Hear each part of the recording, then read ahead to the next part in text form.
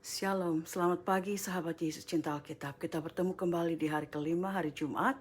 Dalam minggu ini kita mau masih pembacaan dari kitab Matius. Kita buka pembicaraan tentang firman Tuhan dan pembacaan firman Tuhan hari ini di dalam doa. Mari kita berdoa. Bapa, kami mau agungkan Engkau. Kami datang setiap hari Tuhan, setiap pagi.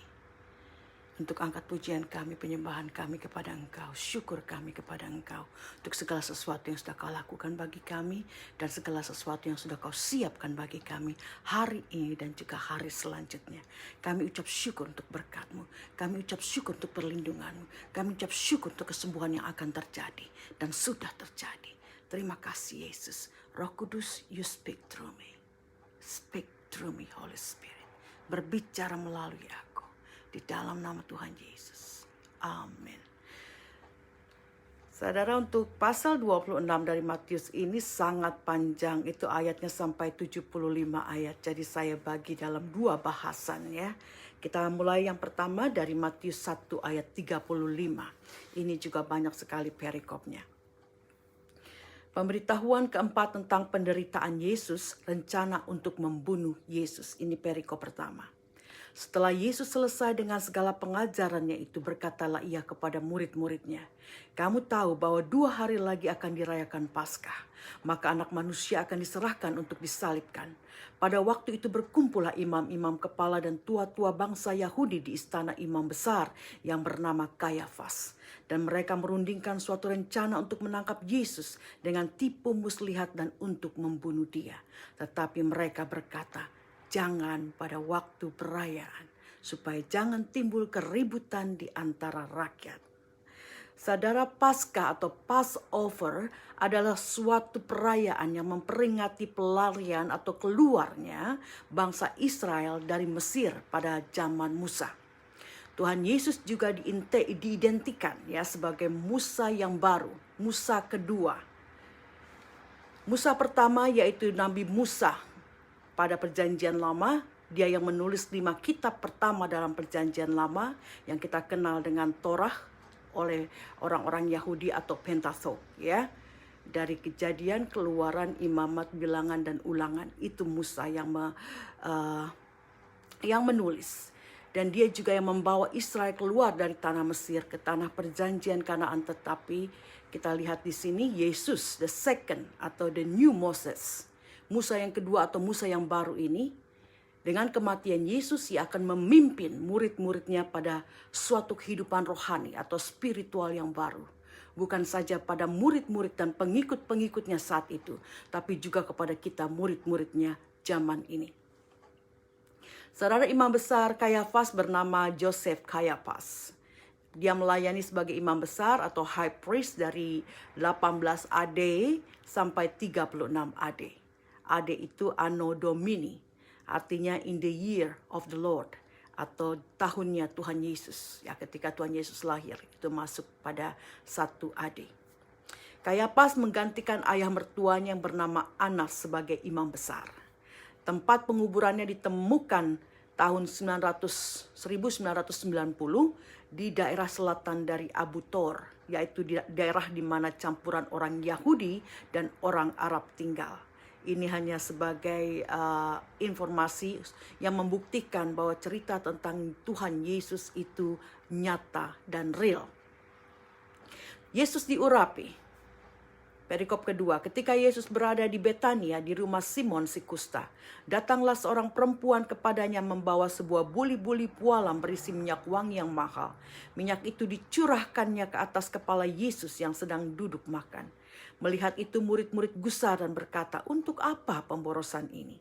Sebab minyak itu dapat dijual dengan mahal dan uangnya dapat diberikan kepada orang-orang miskin."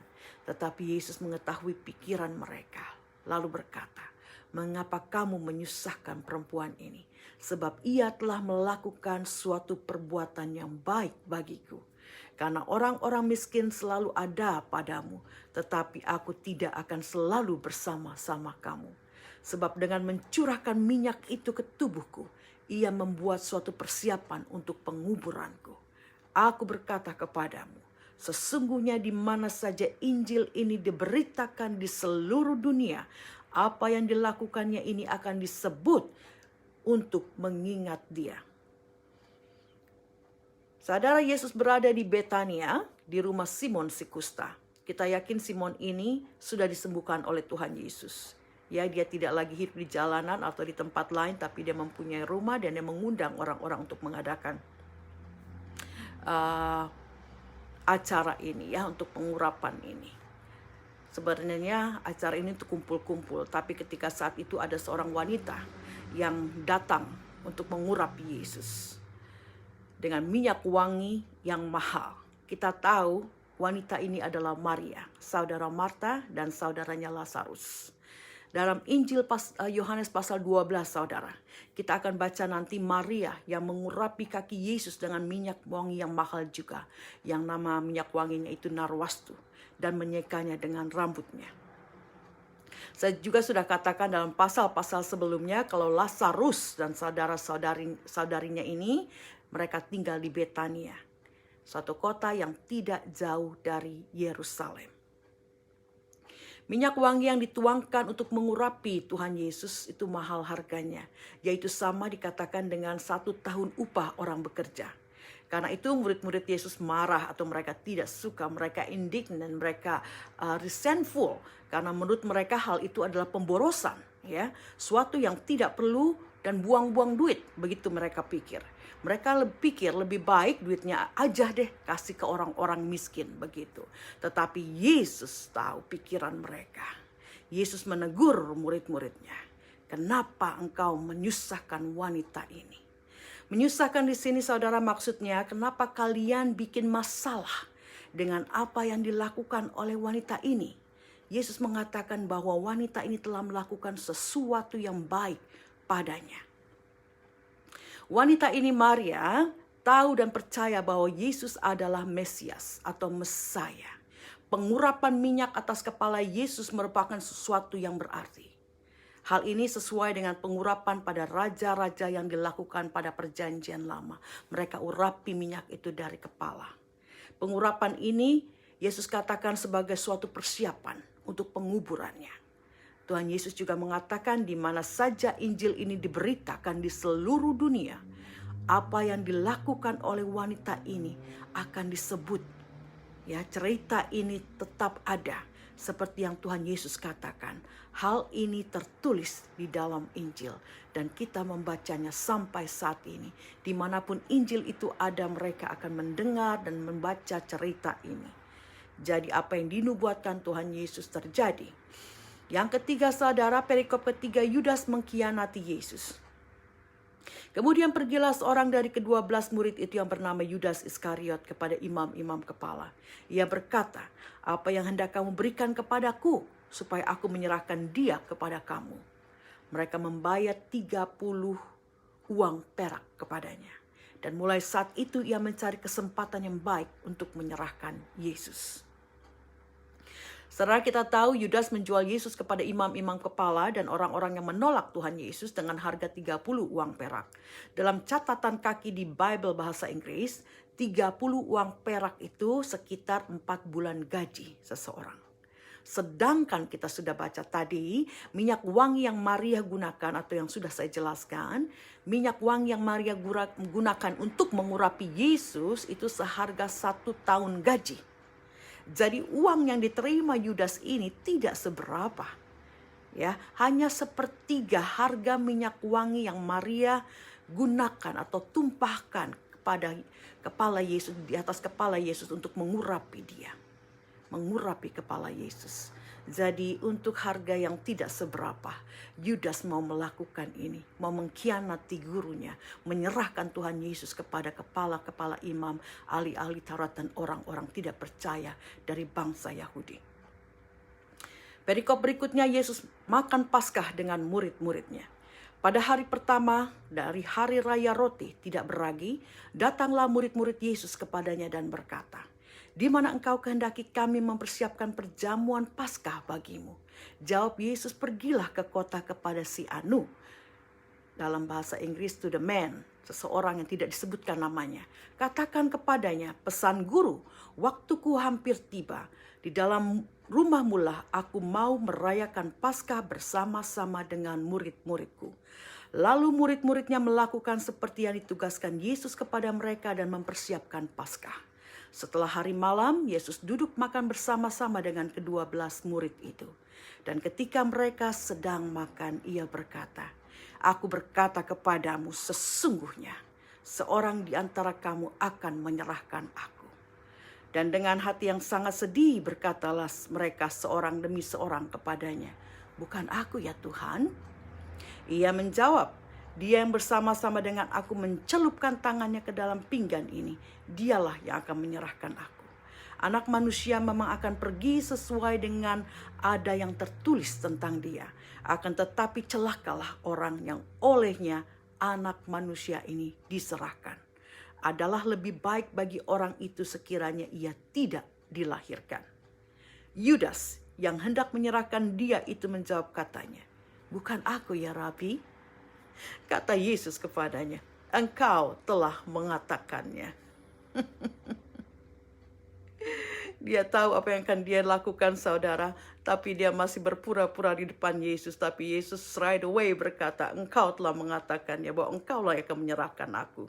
Saudara, pesta roti tidak beragi biasanya itu berlangsung 7-8 hari lamanya dalam kebudayaan orang Yahudi.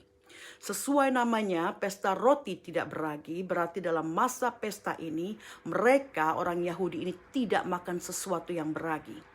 Tuhan Yesus memberikan petunjuk kepada murid-muridnya di mana mereka akan mengadakan hari raya roti tidak beragi itu. Dan ketika pada hari malam, menjelang malam dan mereka sedang makan, Yesus mengatakan bahwa salah satu dari muridnya akan mengkhianati dia. Murid-muridnya menjadi sedih dan mereka saling bertanya, "Bukan aku ya Tuhan?"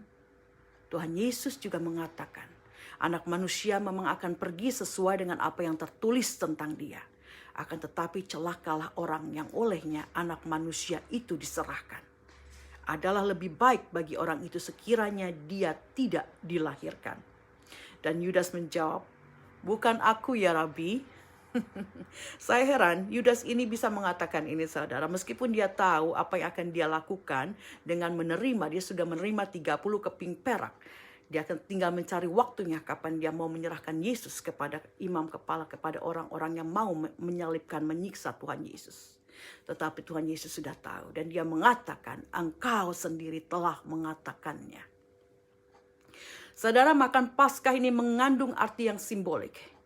Orang-orang Yahudi memakan anak domba atau lamb untuk memperingati anak domba yang darahnya diulaskan pada tiang-tiang pintu, kiri, kanan, dan atas tiang. Ya, kita baca di Keluaran 12 ayat 7. Untuk menyelamatkan anak-anak sulung supaya terbebas dari tulah kematian anak sulung, mereka melakukan itu. Mereka memotong anak domba dan darahnya diulaskan pada tiang-tiang pintu kiri, kanan, dan atas sebagai satu simbol untuk pembebasan mereka dari kematian anak sulung. Ya, untuk kutuk yang sedang terjadi atau tulah yang sedang terjadi pada saat itu. Dan orang Yahudi juga memakan rempah-rempah pada hari roti tak beragi ini. Rempah-rempah yang pahit untuk mengingatkan pada perbudakan nenek moyang mereka dari Mesir, ya, di Mesir. Nah, mereka memakan rempah-rempah yang pahit. Dan roti yang tidak beragi juga adalah simbol dari ketergesa-gesaan mereka ketika mereka meninggalkan Mesir. Nah, tetapi Tuhan Yesus mengartikan makan Paskah itu sebagai suatu simbol yang baru. Yaitu anak domba diartikan adalah sebagai dirinya sendiri yang akan dikorbankan. Dan darah anak domba adalah darah Kristus yang akan dicurahkan untuk menghapus dosa-dosa manusia. Pada perjanjian lama, darah sebagai tanda pertobatan dosa, orang-orang itu mengadakan korban sembelihan anak domba. Dan dalam perjanjian baru, korban anak domba itu telah diambil alih oleh Yesus. Diambil alih oleh Yesus once and for all. Satu kali dan untuk selama-lamanya. Kita teruskan dengan pembahasan berikut, penetapan perjamuan malam. Kita baca ayat 26. Dan ketika mereka sedang makan, Yesus mengambil roti, mengucap berkat, memecah-mecahkannya, lalu memberikannya kepada murid-muridnya dan berkata, ambillah, makanlah, inilah tubuhku. Sesudah itu ia mengambil cawan, mengucap syukur, lalu memberikannya kepada mereka dan berkata, minumlah kamu semua dari cawan ini. Sebab inilah darahku, darah perjanjian yang ditumpahkan bagi banyak orang untuk pengampunan dosa. Akan tetapi aku berkata kepadamu, mulai dari sekarang aku tidak akan minum lagi hasil pokok anggur ini sampai pada hari aku meminumnya, yaitu yang baru bersama-sama dengan kamu dalam kerajaan Bapakku. Saudara, murid-murid sudah cukup lama mengikuti Yesus. Dan Yesus sudah memberitahukan berkali-kali tentang penderitaannya yang akan dia tanggung. Dan tentang kematiannya kepada murid-murid sudah diceritakan. Jadi murid-murid tidak lagi bertanya mengapa Yesus mengatakan roti yang dipecah-pecahkan itu sebagai tubuhnya. Dan anggur dalam cawan itu sebagai darahnya. Mereka sudah mengerti, jadi mereka tidak bertanyakan lagi. Kita masuk pada perikop yang terakhir untuk pasal 26 ayat 1 sampai 35, Petrus akan menyangkal Yesus dari ayat 30 sampai 35. Sesudah menyanyikan nyanyian pujian, pergilah Yesus dan murid-muridnya ke Bukit Zaitun. Maka berkatalah Yesus kepada mereka, malam ini kamu semua akan tergoncang imanmu karena aku. Sebab ada tertulis, aku akan membunuh gembala dan kawanan domba itu akan tercerai-berai. Akan tetapi sesudah aku bangkit, aku akan mendahului kamu ke Galilea.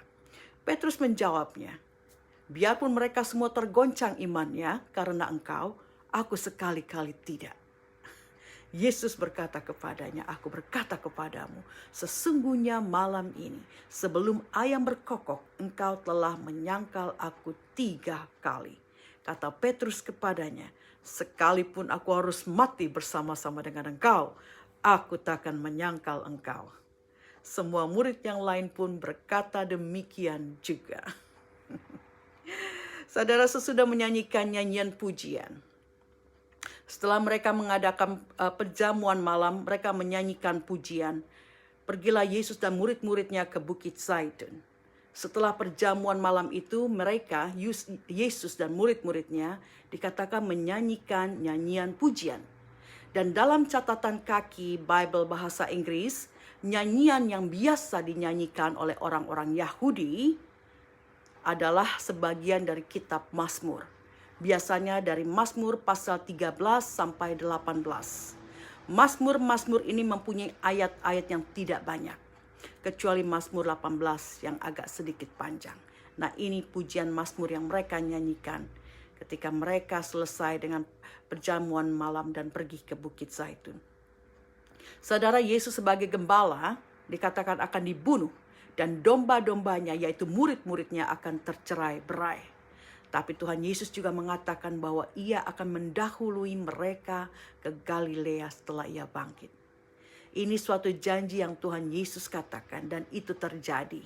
Setelah kebangkitan Yesus dan penampakan dirinya beberapa kali kepada beberapa orang-orang yang berbeda, setelah kebangkitannya dia muncul di tepi danau Tiberias atau danau Galilea kepada murid-muridnya. Dalam pembacaan di sini dikatakan danau Tiberias. Danau Tiberias dengan danau Galilea itu sama ya.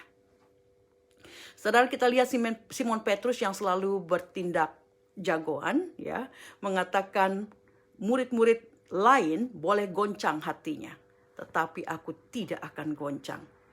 Tetapi Yesus mengatakan pada malam itu, sebelum ayam berkokok, Petrus sudah menyangkal Yesus 3 kali. Tapi Petrus terus berlaku seperti jago ya. Dia bilang sekalipun dia harus mati bersama Yesus, dia tidak akan menyangkal Yesus. Dan murid-murid yang lain pun pada ikut-ikutan mengatakan yang sama. Tapi kita tahu, kita akan tahu nanti apa yang terjadi. Seperti yang Tuhan Yesus katakan, Petrus akan menyangkal 3 kali sebelum ayam berkokok. Saudara, rema apa dari pembacaan yang sudah kita baca dari pasal 26 ayat 1 sampai 35 ini. Yang sudah saya jelaskan di atas banyak tentang informasi ya. Dan sekarang kita lihat rema. Yang pertama saya mau bahas tentang pemborosan atau pengurapan. Saudara, apa yang kita berikan kepada Yesus melalui saudara-saudara kita tidak akan pernah menjadi suatu yang sia-sia. Tidak akan menjadi suatu pemborosan. Kalau saat itu Maria bisa memberikan persembahannya langsung dengan mengurapi Yesus dengan minyak yang mahal, kita saat ini bisa mengurapi Yesus dengan memberkati saudara-saudara kita. Jangan kita katakan persepuluhan adalah pemborosan. Memberi kepada orang yang kurang itu pemborosan. Berbagi berkat dengan orang-orang lain itu pemborosan. Orang dunia mungkin memandang demikian. Tapi buat kita murid-murid Yesus, kita tahu hal-hal yang demikian adalah pengurapan. Kita mengurapi dengan memberkati orang lain. Dan Tuhan Yesus, dia akan mengurapi kita dengan Roh Kudus-Nya. Dan berkat-berkat lainnya mengikutinya. Kalau kita melakukan hal itu terlebih dahulu kepada saudara-saudara kita. Yang kedua, saudara, rema kedua, Yudas. Yang hendak menyerahkan dia menjawab, katanya, bukan aku ya Rabi. Kata Yesus kepadanya, engkau telah mengatakannya. Saudara, kita sering melihat orang yang seperti Yudas Iskariot ini. Biasanya orang yang mati-matian mengelak, atau juga yang lebih dulu mengatakan, it's not my fault, bukan salahku ya, aku tidak bersalah. Biasanya orang-orang ini yang bersalah ya. Ini adalah psikologi ya. Karena rasa guilty ya, rasa bersalah yang ada di hati orang itu akan menggoncang hati nuraninya. Orang yang bersalah mau mencoba untuk menutupi kesalahannya, yaitu dengan berargumentasi lebih galak, biasanya begitu, membela diri dengan kokoh, dengan kukuh, gitu. Mencari-cari alasan dan sebagainya. Jangan kita menjadi seperti Yudas Iskariot. Kita kenali Tuhan kita. Tuhan kita bukan seorang peramal yang kadang ramalannya benar, kadang meleset.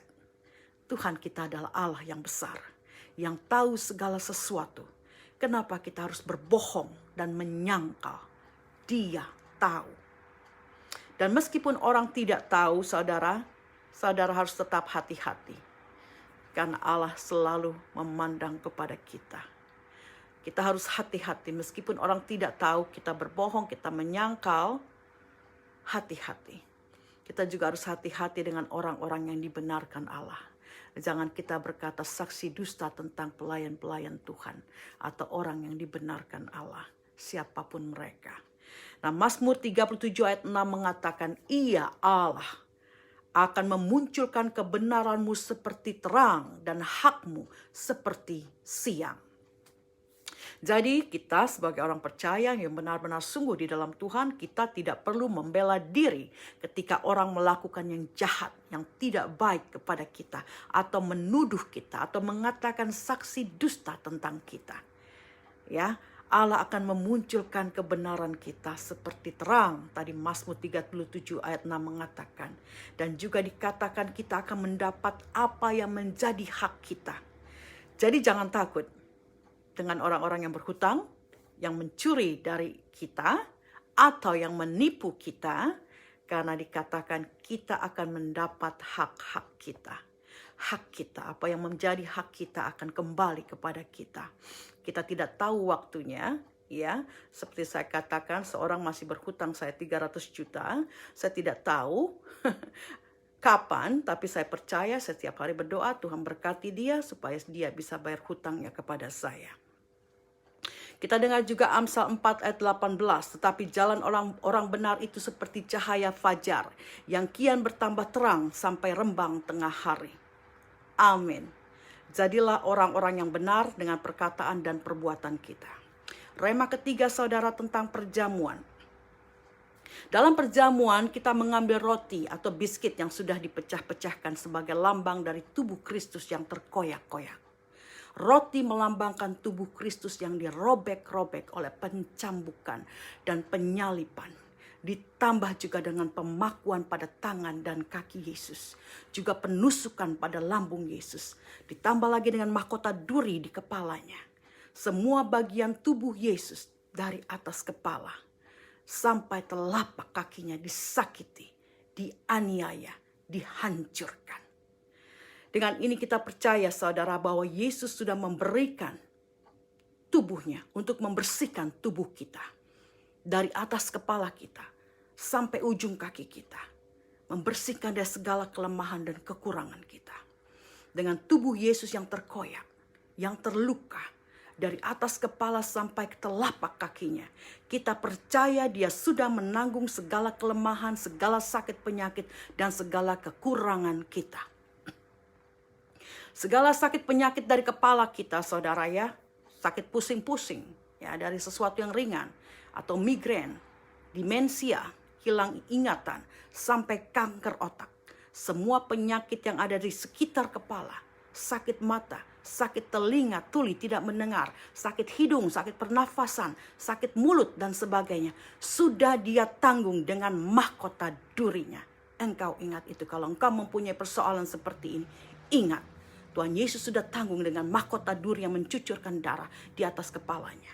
Dan tubuhnya yang terkoyak-koyak dengan cambuk sudah mengangkat segala penyakit dan kekurangan kita, ya, dari segala penyakit kulit, panu, ya, eksim, psoriasis, ya, penyakit kulit yang lebih ganas, kusta, sampai ke kanker kulit. Tubuh Yesus sudah terkoyak. Segala sakit penyakit di dalam kulit kita dari atas kepala sampai kaki sudah diambil.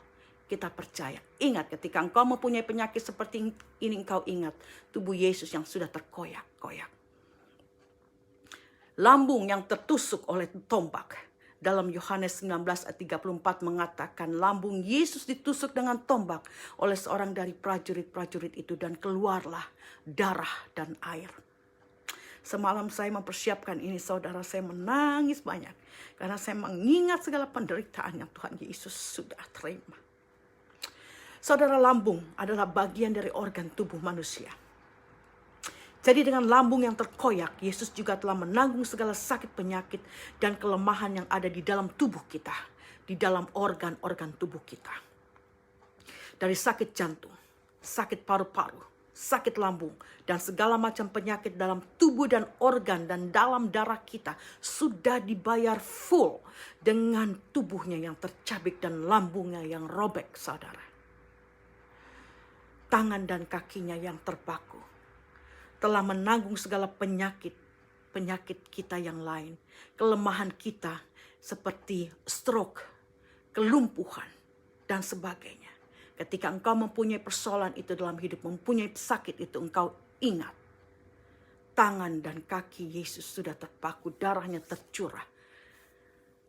Seluruh tubuhnya dari atas kepala sampai kaki, telapak kakinya sudah mengeluarkan satu penderitaan yang sudah dia tanggung. Dan dia tanggung juga segala kesakitan kita dari atas kepala kita sampai telapak kaki kita. Ingat penderitaan Yesus di salib, saudara. Yang saudara, kedua tentang anggur. Tadi kita bicara tentang roti, ya. Sekarang tentang anggur, tentang jus, tentang air putih, ya, dalam perjamuan kudus. Melambangkan darah Kristus. Darah Kristus yang bercucuran dari sekujur tubuhnya dari atas kepala sampai telapak kakinya. Semua luka-luka cambukan, tusukan dari paku-paku, tusukan dari tombak di lambung. Semua sudah tercover, ditutupi oleh darah Kristus. Yang berarti segala kelemahan, pelanggaran, dan dosa-dosa kita sudah ditutupi oleh darah Kristus. Dosa-dosa dan pelanggaran kita sudah dibayar penuh dengan darah Kristus. Dikatakan once and for all. Sekali lagi saya katakan, sekali dan untuk selama-lamanya. Jadi terus ingat ketika kita mengadakan perjamuan. Jadi saudara, ketika kita masuk dalam perjamuan kudus, hormati tubuh dan darah Kristus. Pertama-tama kita harus menyiapkan diri untuk menerimanya. Adakan pertobatan dan pengakuan dosa. Kalau masih ada hal-hal yang tidak baik di dalam hatimu, dalam pikiranmu dengan seseorang, selesaikan. Yang kedua, percaya.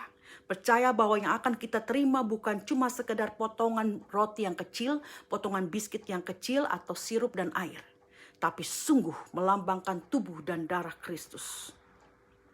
Yang ketiga, mengingat salib Yesus. Bayangkan tubuhnya yang tercabik-cabik dan darah yang mengalir dari seluruh tubuhnya. Karena kasihnya akan kita, umat manusia. Ingat dan bayangkan salibnya yang membawa Yesus kepada kematian dan membawa kita juga kepada kematian akan kekurangan, sakit, penyakit, kelemahan, dan dosa-dosa kita. Ingat akan salib Yesus juga mengingat kebangkitannya yang membangkitkan kita dan membuat kita memiliki hidup yang berkemenangan selagi kita di dunia ini dan juga nanti di sorga. Yang keempat, saudara, mengucap syukur. Panjatkan syukur kita dengan puji-pujian dan penyembahan setelah kita menerima perjamuan kudus. Seperti firman di atas mengatakan, setelah perjamuan malam itu mereka menyanyikan nyanyian pujian, yaitu Mazmur Daud. Kita pun bisa membaca Mazmur Daud sebagai pujian kita kepada Allah, atau kita memanjatkan doa-doa dan pujian-pujian kita yang lain. Jadi kita mengadakan perjamuan hari ini, saudara. Saya juga sudah mengatakan, seperti saya katakan, saya melakukan perjamuan tiap hari untuk mengingat betapa baiknya Allah kita, betapa penderitaan yang Tuhan Yesus sudah tanggung karena dosa-dosa kita. Jadi hari ini saya mau melakukan komunian atau perjamuan ini bersama-sama dengan saudara. Jadi kalau saudara ada air putih, ada sirup, ada biskuit, potongan biskuit, ada roti, silahkan saudara ambil. Kita akan masuk dalam perjamuan, saudara. Saya katakan ini bisa saudara lakukan, terutama saudara yang sakit. Ya, saudara yang sakit bisa melakukan perjamuan dengan keluarga saudara atau saudara sendiri dengan menggunakan apa yang saudara punya di rumah. Bapa, kami mengangkat potongan roti ini sebagai lambang tubuh Yesus yang terkoyak dari atas kepala sampai kepada telapak kakinya. Dengan ini kami percaya Yesus sudah membersihkan tubuh kami dari atas kepala sampai ujung kaki kami, dari segala sakit penyakit, dari kelemahan, dan dari kekurangan kami. Kami mau terima di dalam nama Tuhan Yesus. Terima kasih Yesus. Terima kasih untuk tubuhmu yang terkoyak, yang terluka, yang telah mengangkat semua sakit, penyakit, dan kekurangan tubuh kami. Bapa, kami mau angkat cawan ini, mengangkat minuman ini sebagai lambang dari darah Kristus yang sudah bercucuran di sekujur tubuh Kristus. Dengan ini kami percaya segala kelemahan, pelanggaran, dan dosa-dosa kami sudah ditutupi dan diampuni oleh darah Kristus. Kami mau terima di dalam nama Tuhan Yesus. Di dalam nama Tuhan Yesus.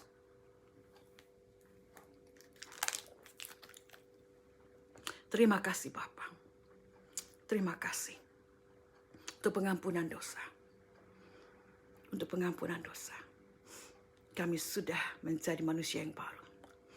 Ketika kami mengaku dosa kami, dibaptis dan menerima baptisan Roh Kudus. Kami mengucap syukur untuk perjamuan hari ini. Bapa, terima kasih.